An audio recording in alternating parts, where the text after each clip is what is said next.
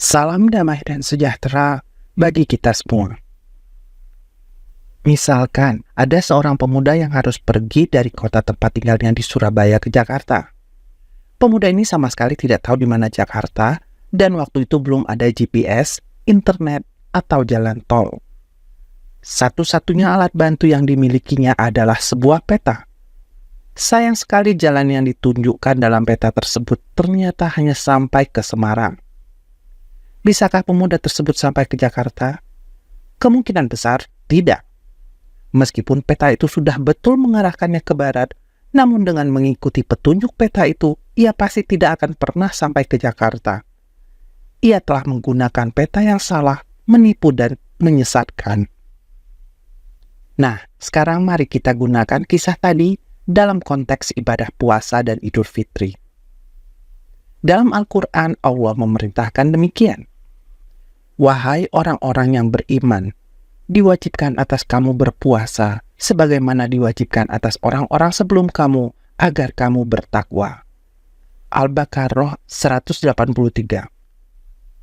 Jadi, kepada muslim diperintahkan untuk berpuasa dengan tujuan agar mereka menjadi orang-orang yang bertakwa, atau orang-orang yang taat dan dekat dengan Allah.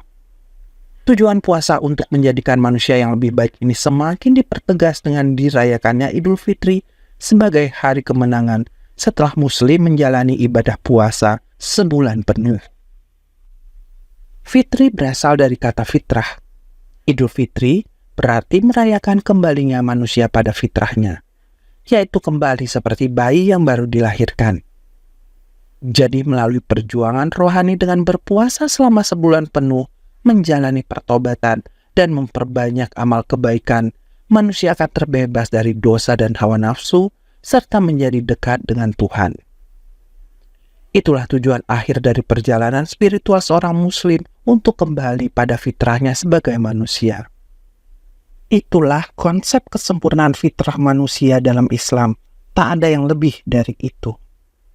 Dan contoh ideal dari manusia yang sudah mencapai itu adalah Muhammad, Nabi Islam.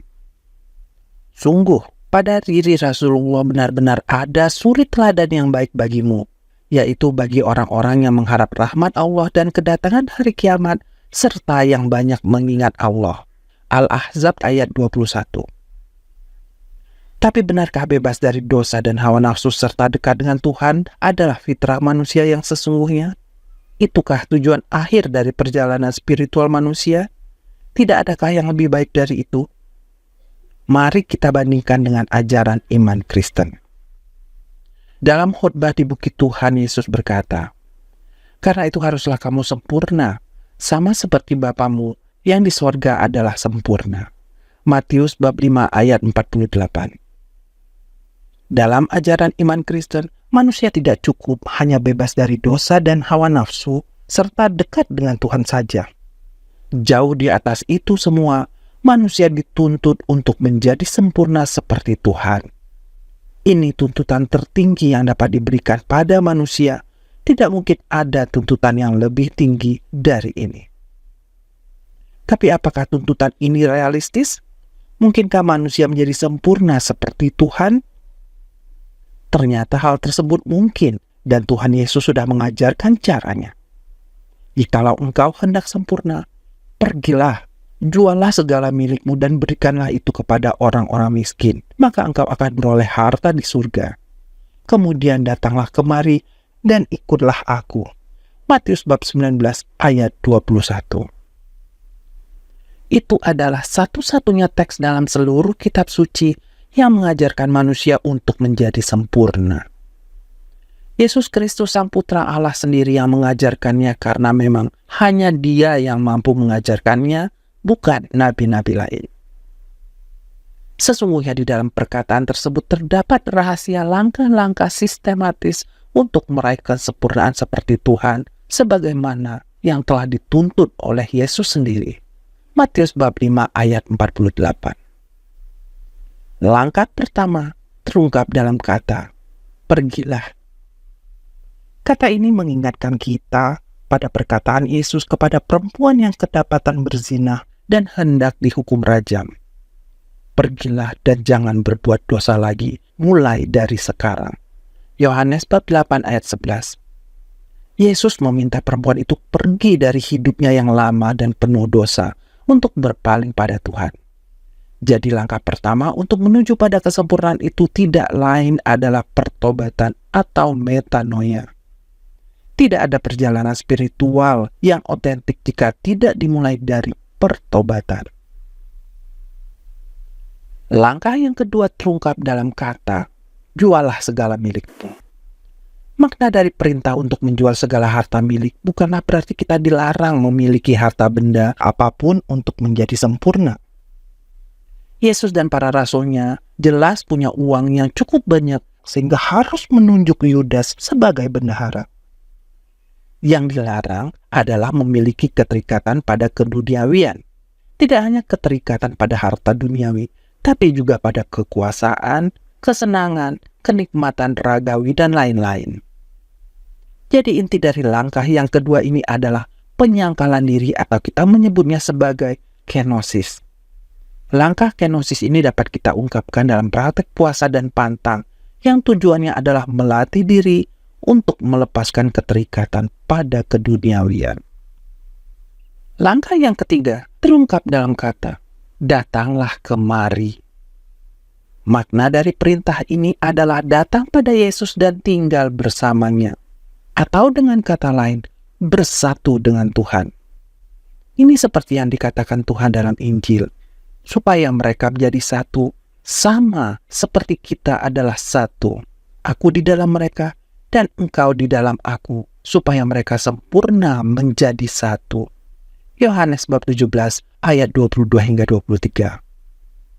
Langkah yang ketiga ini kita sebut sebagai komunio. Melalui langkah yang ketiga ini kita datang kepada Tuhan agar Dia selalu hadir dalam hidup kita, menguduskan kita, dan menjadi sumber kekuatan kita untuk menjalani langkah yang terakhir. Selanjutnya, langkah yang keempat atau terakhir terungkap dalam kata, ikutlah aku. Ini adalah langkah yang terakhir dari keempat langkah sistematis untuk meraih kesempurnaan. Langkah terakhir itu adalah mengikuti teladan Yesus Kristus atau menjadi seperti Yesus Kristus. Karena Yesus Kristus adalah Tuhan yang menjadi manusia, maka dengan hidup mengikuti teladan Yesus, kita akan menjadi seperti Tuhan. Langkah keempat ini kita sebut sebagai imitasio. Inilah puncak dari perjalanan spiritual manusia untuk meraih kesempurnaan. Jadi, langkah-langkah sistematis untuk meraih kesempurnaan menurut ajaran Yesus Kristus adalah metanoia, kenosis, komunio, dan imitasio. Untuk membantu kita memahami keempat langkah ini dengan lebih baik, kita akan melakukan reverse engineering atau rekayasa terbalik. Sebelum inkarnasi Yesus, manusia tidak dapat mengetahui seperti apakah Tuhan itu. Maka perintah untuk menjadi sempurna seperti Tuhan adalah perintah yang mustahil. Tapi setelah inkarnasi Yesus segalanya berubah.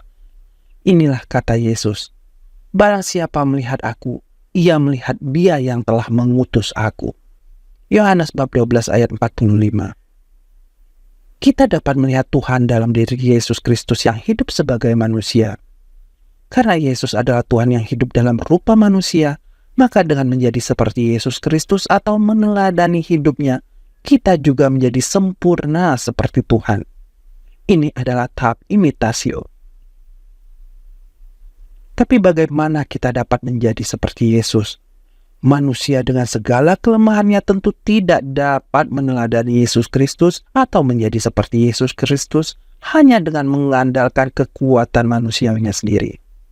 Manusia membutuhkan kekudusan dan rahmat adikodrati yang berasal dari Tuhan agar dapat menjadi seperti Yesus. Untuk itu Tuhan Yesus sudah memberikan kuncinya. Barang siapa tinggal di dalam aku dan aku di dalam dia, ia berbuah banyak. Sebab di luar aku, kamu tidak dapat berbuat apa-apa. Yohanes bab 15 ayat 5. Jadi kita dapat memiliki segala sesuatu yang kita butuhkan untuk menjadi seperti Yesus Kristus kalau kita bersatu dengan Dia atau hidup bersama Dia. Ini adalah tahap komunio.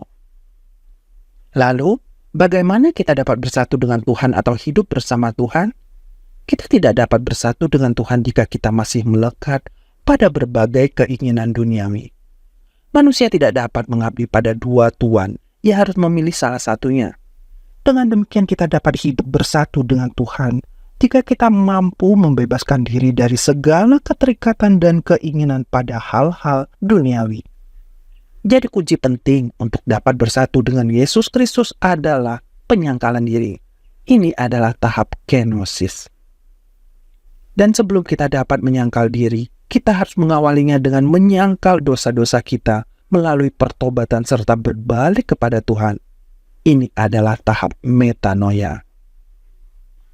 Di dalam gereja Katolik, semua sarana untuk menjalani seluruh tahapan menuju kesempurnaan itu sudah tersedia.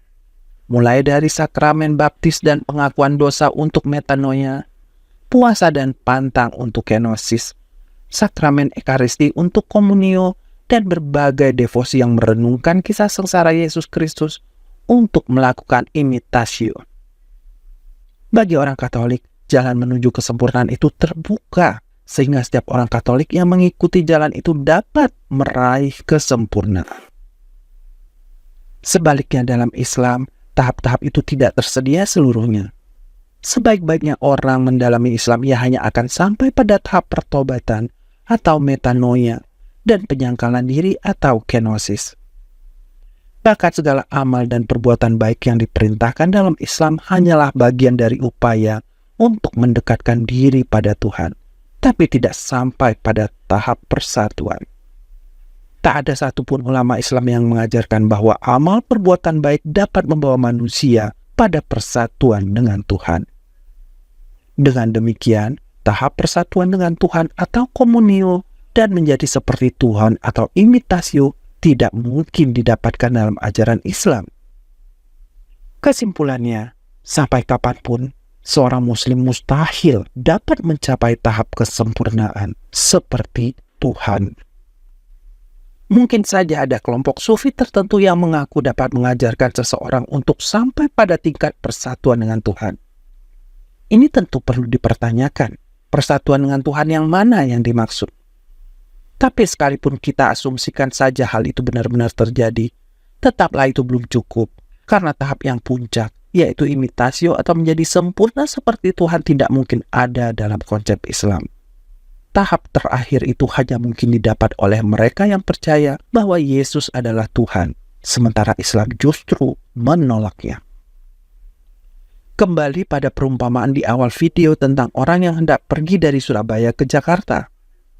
Muslim itu bagaikan orang yang hanya mendapat peta dari Surabaya ke Semarang. Dia percaya penuh karena orang yang memberikan peta itu mengatakan bahwa petanya yang paling bagus dan sempurna untuk sampai ke Jakarta. Nyatanya dengan menggunakan peta itu, dia tidak akan pernah sampai ke Jakarta dan hanya akan tersesat di Semarang. Dalam konteks itulah kita mengatakan bahwa ibadah puasa yang dipercaya Muslim sebagai sarana untuk mengembalikan manusia pada fitrahnya adalah tidak benar dan menyesatkan.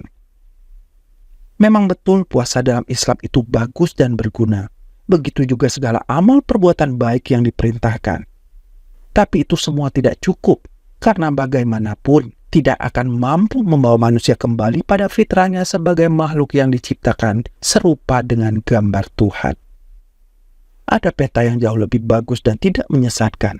Peta itu dapat menjamin orang yang mengikuti petunjuknya pasti akan sampai ke tempat tujuan.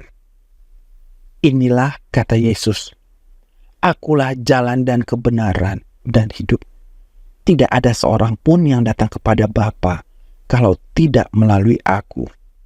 Yohanes bab 14 ayat 6. Terima kasih atas perhatian Anda. Viva Christus Rey.